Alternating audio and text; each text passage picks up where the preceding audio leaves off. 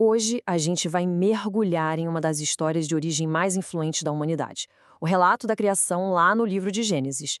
É uma narrativa que, sério, por milênios, vem moldando o jeito que muita gente entende o mundo e o seu lugar nele. Vamos descobrir juntos como essa história se desenrola passo a passo. Então, a história começa nesse estado primordial. Imagina um cenário de vazio total, escuridão e águas sem fim. É nesse palco cósmico completamente sem forma e sem ordem que o primeiro ato da criação está prestes a acontecer. Para a gente entender a lógica dessa narrativa impressionante, o melhor caminho é seguir o texto original dia após dia. Assim, a gente consegue desvendar não só o que foi criado, mas também o propósito e a ordem por trás de cada ato divino.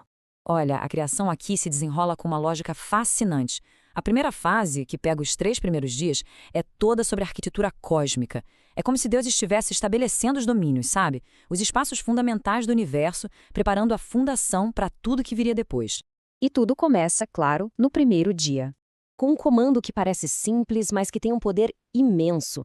A primeira coisa a existir é a luz. Não tem esforço, não tem luta, é só a palavra que rasga a escuridão e traz a existência à tona. E o ponto-chave aqui é a organização. A luz não é só criada, ela é separada das trevas.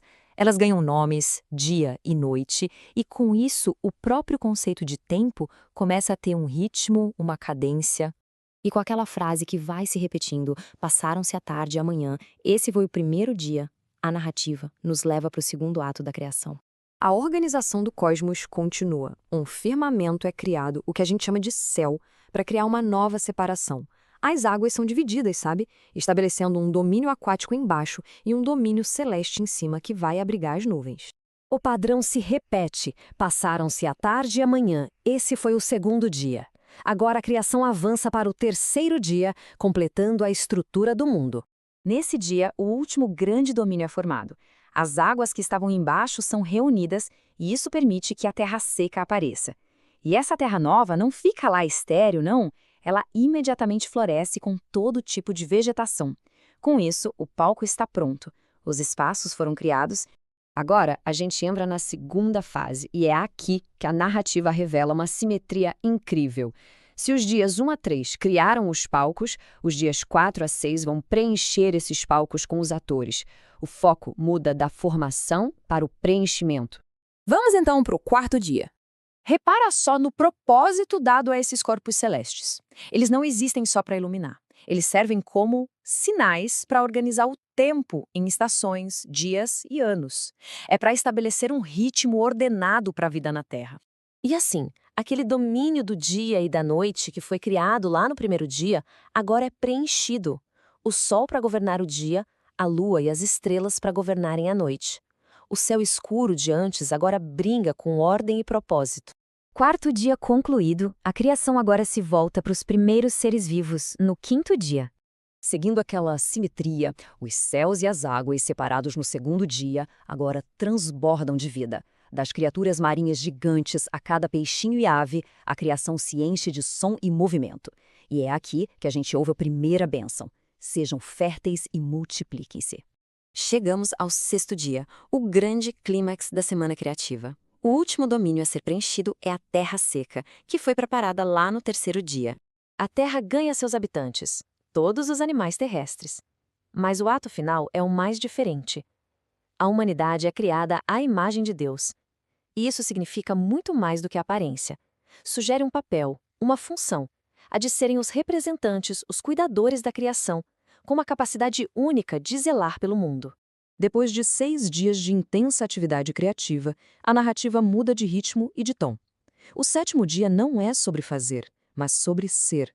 Não é sobre criar, mas sobre completar. Mas olha, esse descanso não é por cansaço. É um ato de contemplação, de satisfação. É o momento em que o artista dá um passo para trás para apreciar sua obra-prima agora completa e perfeita. É um descanso de realização. Ao santificar este dia, Deus o separa, tornando-o sagrado. Isso introduz na própria estrutura do tempo um ritmo entre trabalho e descanso, um princípio culturalmente super profundo que ecoa até hoje, valorizando a pausa, a paz e a renovação.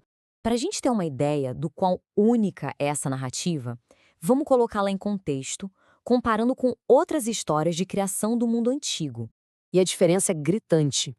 Muitas narrativas antigas, como as da Babilônia, descrevem a criação como resultado de uma guerra cósmica violenta entre deuses. O mundo nasce do caos e do conflito. Em Gênesis, a imagem é o oposto. A criação surge da ordem, por meio de uma palavra cheia de intenção, e o resultado é a paz. Isso nos deixa com uma reflexão final.